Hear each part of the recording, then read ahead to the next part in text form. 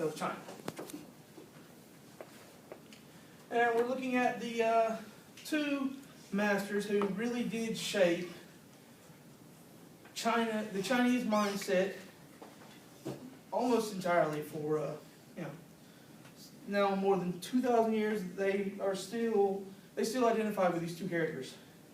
You have the older master, Laozi, who is famous for the Daodejing, and you have the younger master, Master Confucius. Now, you don't know him as Confucius, which was a translation done by the Portuguese when they came, and they basically just made more westernized pronunciations of the different names. Now, first we'll look at the Daodejing, which was my focus. And it's basically a contradictory path. It's a way of looking at life because no two situations are ever going to require, if you can't say that there's always one answer. And it's seen as the path of almost unlivable because it essentially wants you to take and use the path of inactivity. Let nature take its course, and things will end up as they are supposed to be. Now we move into, it's said to be so natural that it didn't need explanation, but if you just type in Daodejing or Tao, you will find a lot of different results because people have been trying to figure this out for ages. Now you look at it, it's in 81 chapters. And there are two ways. You have the Tao, the way, and the virtue, D. First, we look at the Tao. It's the natural flow. It's harmony. It's earth. It has everything to do with that which is nature, that which is seen as eternal. It was well before we were here, and it will continue long after we have passed. And then we look at the day, the virtue, how we react to that and we work with those natural forces to achieve our own lives, our own goals, that if you don't force them, they will come about. You will meet, as you were looking at fate a moment ago, that your fate that is following this, if you follow this system.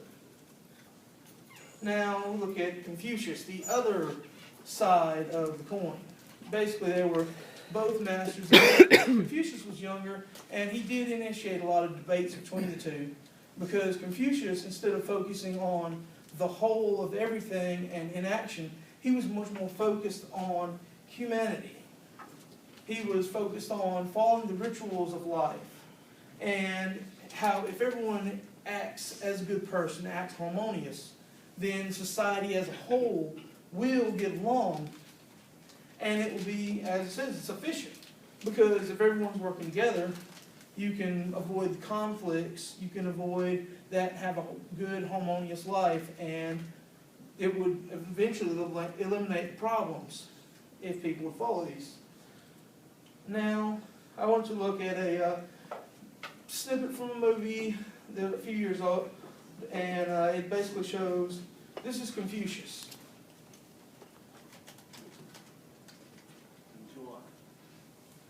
Let's see, not getting sound.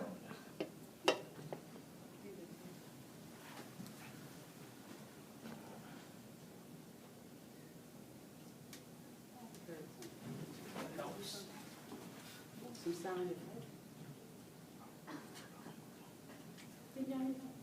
Yeah, there's some sound. There was some sound. Back here. Huh? Did you turn it up over here, all the way? Probably turn it down.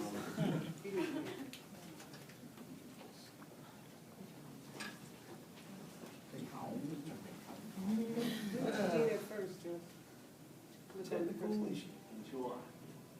你是在这凤凰上持续天下纷乱，你还是要一意孤行，推行礼乐仁义嘛。修惭愧，一无所成，那就索性放弃了。明觉者公器，不可久居。那弟子何去何从？毕竟不能像葫芦一样挂在门楣上，无贪吃不是大义。弱则生，柔则存。天下莫弱于水，而攻坚者莫之能胜。上善若水啊！先生微言大义，吾道一以贯之。先生的道是大象无形，超然物外，无限于世间；而我的道则在人间。但是不要在意天下的物景了。富者赠人以金，我没有金子，就赠你这几句话吧。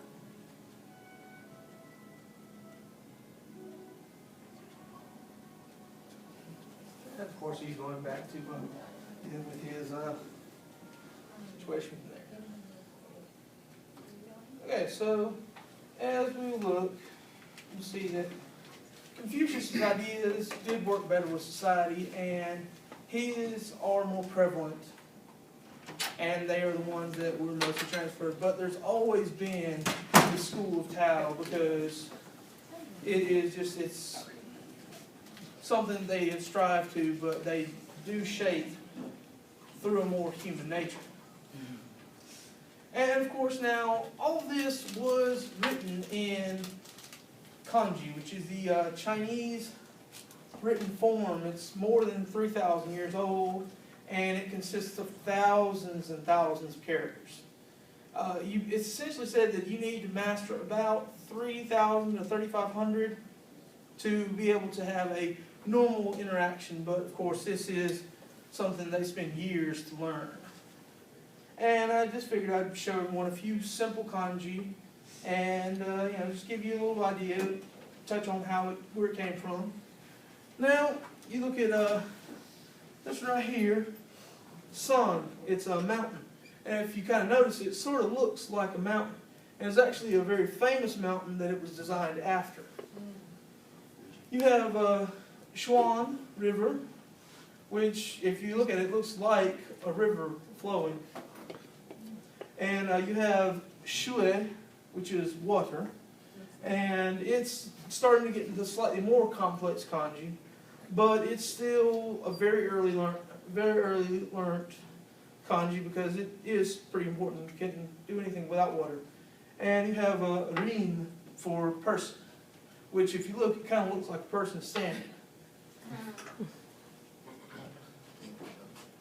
Now, a lot of kanji come from pictographic sources, where, as I was telling you, you see the mountain and how over time it's slowly evolved.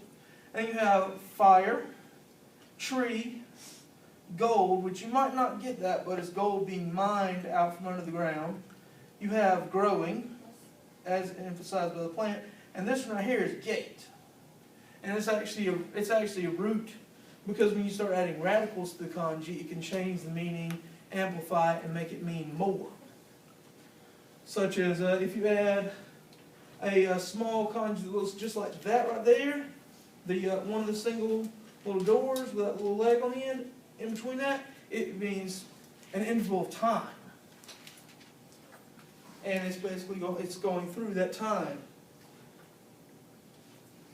And of course, you can break down some of it where they actually have it set up so that you have the vertical lines can represent the Buddha, the three main Buddha, and it's Kami of Mount Hai is the famous one I was speaking of. And as you can see, the bottom here is the all-encompassing unifying force. And you have such a concept of king, where you have heaven, man, and earth, and the encompassing force is yet again seen. Now, obviously, I didn't come up with these images all on my own, so there's a little bit of I'm not going to get called for plagiarizing, stealing people's information and stuff like that. But at any rate, there were three especially that I kind of wanted to focus on, because they, in the Daodejing, it was the first one. First of them, it was it speaks of how everything that is constant isn't what is constant, and it basically goes into how it is a contradictory mindset. And basically it's the mysteries are what lead you to the secrets. But, they're contradictory, so you'll never be able to truly understand them. So, does anyone did anyone get to read them? Okay, did you have a particular one that you enjoyed more so? Honestly, it was very contradictory. The introduction made more sense to me than either of the sections. Yeah, exactly. And that's one of those things is there's been just so many people who spent literally centuries trying to delve into the mysteries, try to understand it.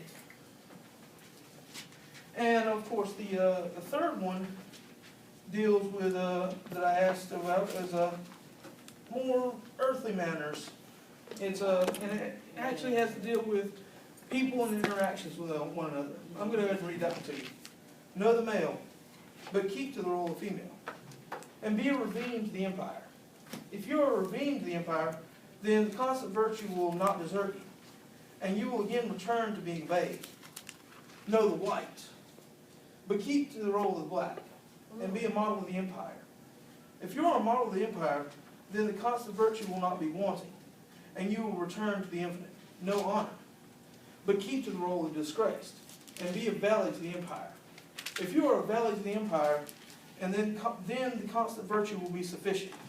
And if you return to being the uncarved block, when the uncarved block shatters, it becomes vessels. The sage makes use of these and becomes the Lord over the officials. Hence the greatest cutting does not sever. Now, of course, the black and the white will be referring to the yin and the yang, which are the two opposing forces of the universe. You've seen the yin yang, obviously, is what we call it. And it's basically you have the light and the darkness. But if you'll notice, there's a spot in between, which neither is pure. And that all ties in with the original Chinese mindset. And of course, the last one I asked you to especially look over was his own tantamount admission of how this is. My words are easy to understand and very easy to put into practice. Yet no one in the world can understand them or put them into practice. Words have an ancestor and affairs have a sovereign. It is because people are ignorant that they fail to understand me. Those who understand me are few. Those who imitate me are honored. Therefore the sage, while clad in homespun, conceals on his person a priceless piece of jade.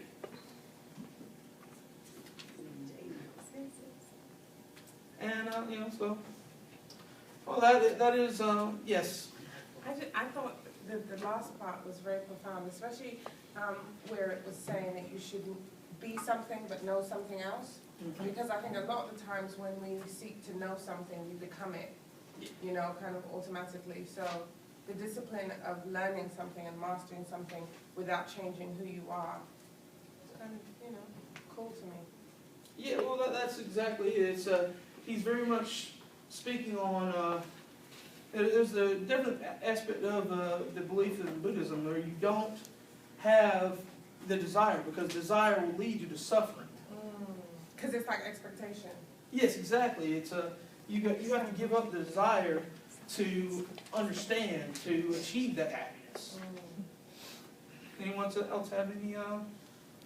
Yes.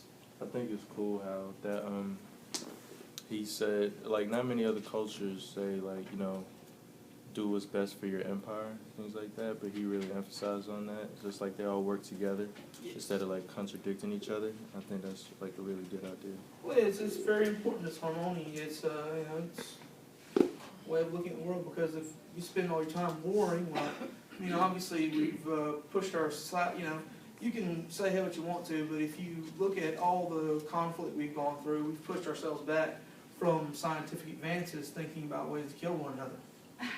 I say, give up hate, I want spaceships. Anyway, No, I think that's amazing and you guys have to realize this is like completely non-Western, very opposite the Greeks and what our culture has